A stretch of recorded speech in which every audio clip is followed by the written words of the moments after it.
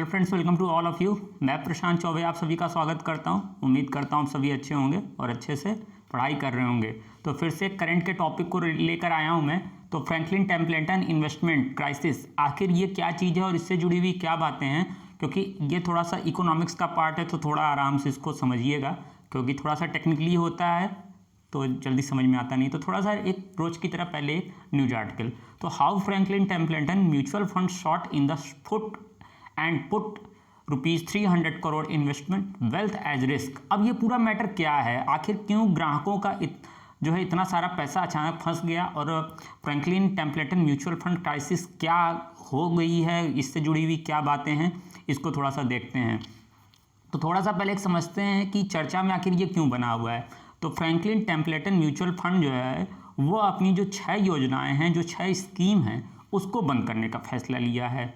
और कोरोना संकट के बीच जो है कंपनी ने के जो है ग्राहकों के लिए यह एक बड़ी ही बुरी खबर है और एक तरह से बड़ी ही बुरी मार है। जो है फ्रैंकलिन टेम्पलेटन म्यूचुअल फंड जो है देश की जो 8 टॉप की जो म्यूचुअल फंड कंपनी है उसमें से एक है ये। अब थोड़ा सा देख लेते हैं आखिर कारण क्या हुआ। तो एक तरफ कोरोना की वजह से वैश्विक आपदा आई ही है, दूसरा यह है कि शेयर मार्केट उससे ज़्यादा सबसे ज़्यादा प्रभावित हो रहा है, और उसमें भी जो म्यूचुअल फंड कंपनियां हैं उनके ऊपर इसका प्रभाव ज़्यादा देखने को मिल रहा है, क्योंकि उन्होंने अपने इन्वेस्टमेंट बहुत सारी ऐसी जगहों पे किए हैं जो इस कोरोना महामारी की वजह से बहुत ही ज़्यादा निचले स्तर पर आ चुके हैं। अब समझ लेते हैं कि किन किन योजनाओं को बंद किया, यानी किन किन स्कीमों को फ्रैंकलिन इंडिया ने बंद किया। तो सबसे पहले है लो ड्यूरेशन फंड को बंद किया है, डायनेमिक एक्यूरल फंड को बंद किया है, क्रेडिट रिस्क फंड को बंद किया है, शॉर्ट टर्म इनकम प्लान को बंद किया है, अल्ट्रा शॉर्ट बॉन्ड फंड को बंद किया है, और इनकम जो है अपॉर्चुनिटी फंड को बंद किया है। तो इनकी ये जो 6 स्कीमें हैं इसको इन्होंने बिल्कुल से ही बंद कर दिया है अगले आदेश तक। चलिए नेक्स्ट पॉइंट को कवर करते हैं। कंपनी ने योजनाएं बंद क्यों की, आखिर क्या ऐसे कारण बन गए कि कंपनी को इन योजनाओं को यानी इन स्कीम को बंद करने का डिसीजन लेना पड़ा। तो सबसे पहले 2 पॉइंट्स को कवर कर लेते हैं, फिर पूरी चीज़ को समझेंगे। कि निवेशकों द्वारा यूनिट लेने के कारण दबाव हो गया, अचानक जो है यूनिट जो है ज़्यादा कम किया जाने लगा, और जो बॉन्ड है वो बाजार में यानी लिक्विडिटी की कमी हो गई।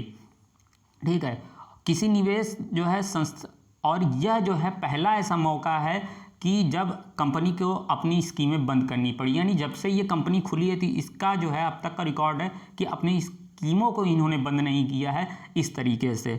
तो कोरोना महामारी के चलते जो है लोगों ने यूनिट वापस लेने और दबाव, और मैंने बताया कि जो लिक्विडिटी है उसकी कमी का हवाला देते हुए कंपनी के द्वारा यह कदम उठाया गया। ठीक है, और यह पहला मौका है कि जब कोई निवेश संस्था कोरोना वायरस से संबंधित हालात के कारण अपनी योजनाओं को बंद कर रहा है।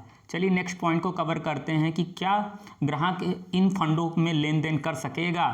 अब थोड़ा सा भैया देख लेते हैं कि इन योजनाओं में निवेश किया है तो आपका निवेश तब तक के लिए लॉक हो चुका है, यानी 22 तारीख के बाद अगर आपने किसी प्रकार का इन्वेस्टमेंट किया है या पहले से भी किया है तो अब आपके पैसे इसमें से नहीं निकल सकेंगे, और इन फंडों में अब ना ही कोई लेन होगी ना ही कोई देन होगी, यानी किसी प्रकार का ना ही इन फंडों को आप खरीद सकते हैं ना ही इसमें से पैसे निकाल सकते हैं।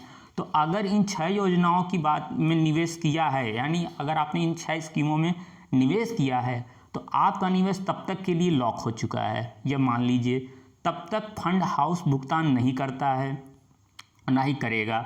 जो है निवेशकों को कब तक उनका पैसा मिलेगा यह अभी अनिश्चित है, यानी अब ग्राहक इन फंडों में ना कोई लेन करेगा ना कोई देन होगा, ना लेनदारी देनदारी दोनों बंद हो चुकी है। अब इसको लेकर जो है AMFI का क्या करना है, यानी association of mutual funds in India का क्या है। तो उन्होंने जो है निवेशकों को आश्वस्त किया है कि ज़्यादातर फिक्स्ड इनकम म्यूचुअल फंडों की प्रबंधनधीन जो परिसंपत्तियों में निवेश जो है वो उच्च गुणवत्ता वाली परिसंपत्तियों में किया गया है, यानी अपने से टॉप की कंपनियों में इन्होंने किया है, और इन योजनाओं में पर्याप्त जो है लिक्विडिटी है, यानी उनके पास पैसा है जिससे समान परिचालन को सुनिश्चित होता है। यानी एक तरह से अभी पूरी तरह पैसे एक तरह कहा जाए तो डूबने की चांसेस कम है। और एमपी ने जो है यानी association of mutual funds in India ने जो है निवेशकों से कहा है कि अपने निवेश लक्ष्यों पर आप फोकस रखें और अपने फाइनेंशियल जो एडवाइजर हैं आप उनके संपर्क में रहें, यानी आप उनसे सलाह लेते रहें। तो कंपनी ने निवेशकों को का क्या, अब थोड़े से एक पॉइंट्स को और कवर करते हैं कि थोड़ा सा देख लेते हैं कि इस संदर्भ में जो है क्या कह रही है जो है निवेशकों से। तो Franklin Templeton fixed income India का कहना है कि फंडों की आर्थिक सेहत जो है वो खराब हो रही थी। ठीक है, तो पहले से ही इन्होंने कहा है कि धीरे धीरे जो है वो काफ़ी सारे जो है वो फंड जो है सही तरीके से नहीं चल रहे थे। यह जो है जो फ्रैंकलिन इंडिया है उसके सीईओ के द्वारा कहा गया है। लेकिन इन फंडों में जो है अर्जन उसी तरह जारी रखना चाहिए जैसे कि बाकी फंडों में कर रहे हैं आप। तो एक तरह से उन्होंने कहा है कि जो है आप इसमें जो है इन्वेस्टमेंट करिए, ऐसा नहीं है कि एकदम जो है ये चीज़ें खराब हो जाएंगी। और अंडरलाइन सिक्योरिटी को भी वो कह रहे हैं कभी भी मजबूत बनी हुई है। तो इन अगर कहा जाए कि इस जो निवेश है इसमें ग्राहकों का कितना पैसा फंस गया है, तो फ्रैंकलिन जो टेम्पलेटन इंडिया द्वारा जो है इन 6 डेट फंडों को बंद करने से निवेशक जो हैं का जो पैसा है वो लगभग 30,800 करोड़ रुपए यानी 4.1 अरब डॉलर कंपनी के पास जो है वो अटक गए हैं। यानी बहुत बड़ी इस जो है वो अमाउंट जो है कंपनी के पास है। अब इसका मतलब यह नहीं है कि फ्रैंकलिन टेम्पलेटन कंपनी बंद हो रही है। कंपनी का कहना है कि पैसे फंस गए हैं, तो इसका मतलब यह नहीं है कि कंपनी बंद हो गई है। 6 योजनाओं को बंद करने के बाद भी जो फ्रैंकलिन इंडिया है उसके पास जो है अभी भी डेट फंड हैं जो स्थायी हैं, और 22 अप्रैल तक इनका कुल जो एसेट था वो 17,800 करोड़ रुपए का था।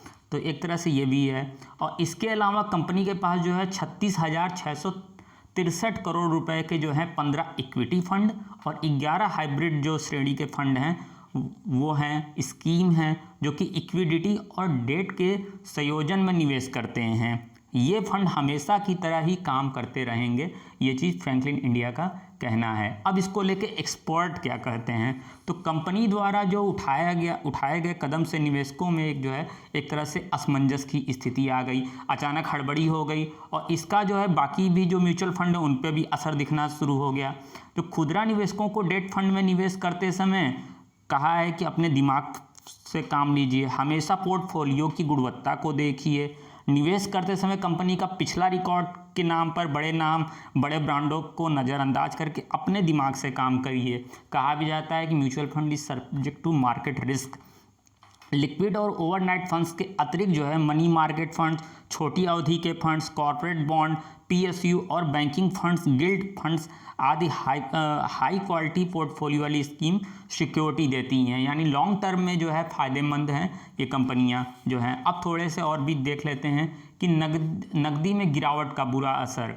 तो फ्रैंकलिन टेम्पलेटन म्यूचुअल फंड ने कहा है कि कोविड-19 संकट और भारतीय अर्थव्यवस्था में लॉकडाउन के चलते जो है कॉर्पोरेट बाजार जो है में कुछ जो है नाटकीय रूप से गिरावट आ रही है, जिसकी वजह से नकदी में गिरावट आ रही है, जिससे निपटना बहुत ज़रूरी है।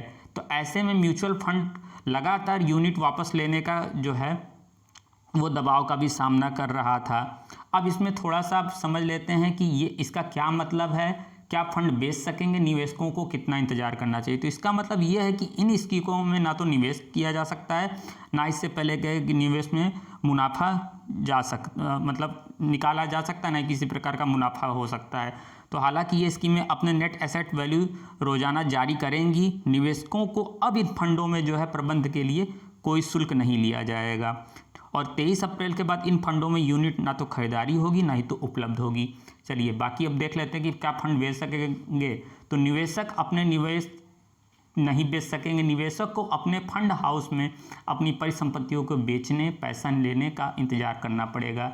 इसके पीछे का मूल उद्देश्य जो है घबराहट रहित फंड में बेचने से रोकना है। जब डेट मार्केट में तरल लिक्विडिटी में सुधार होगा तो फंड हाउस अपनी संपत्तियों को बेचकर जो इन्वेस्टर हैं उनका पैसा चुका देगा, यह कंपनी का कहना है।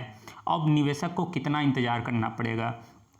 तो क्या तमाम डेट म्यूचुअल फंड्स को बेचकर बैंक एफडी लेना चाहिए, भी एक तरह से सवाल आता है। तो यह अभी कंपनी सुनिश्चित नहीं कर रही कि कितना इंतजार करना पड़ेगी। एक्सपर्ट जो है सलाह दे रहे हैं कि अनावश्यक रिस्क से बचें और बेहतर है कि क्रेडिट रेटिंग वाले म्यूचुअल फंड में ही बने रहें और ओवरनाइट फंड्स में ही निवेश करना चाहिए क्योंकि उसमें सबसे कम रिस्क होता है। तो ये चीज़ें थी। म्यूचुअल फंड जो है फ्रैंकलिन इंडिया से रिलेटेड है और इसका कहीं ना कहीं बाकी जो म्यूचुअल फंड है उन पर भी इम्पैक्ट जाएगा। हालांकि ये नहीं कि पैनिक जैसी स्थिति पैदा होगी, हाँ थोड़े से प्रभाव देखने को मिलेंगे जो है। तो उम्मीद करते हैं आपको ये चीज़ें अच्छी लगी होंगी, अच्छे से समझ में आई होंगी।